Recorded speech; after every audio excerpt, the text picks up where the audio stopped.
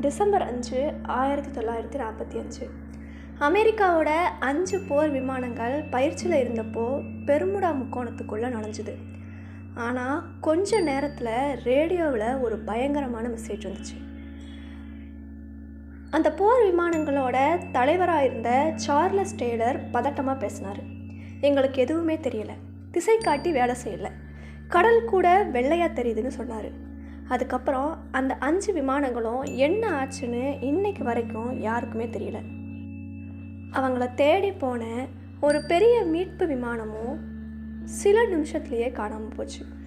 6 விமானங்கள், 27 மனிதர்கள் ஒரு சிறு துரும்பு கூட கிடைக்காம மாயமாயிட்டாங்க. கடலுக்கு அடியில் ஏலியன் பேஸ் இருக்கா, இல்லை டைம் ட்ராவல் நடந்திருக்கா, உங்களுக்கு என்ன தோணுதுன்னு கமெண்ட்டில் சொல்லுங்கள். இதை பற்றி ஃபுல்லாக தெரிஞ்சுக்க லிங்க் கீழே இருக்குது, கிளிக் பண்ணி ஃபுல் வீடியோவை பாருங்கள். லைக், ஷேர், கமெண்ட் பண்ணுங்கள், சப்ஸ்கிரைப் பண்ணுங்கள். இது கற்றது வரலாறு.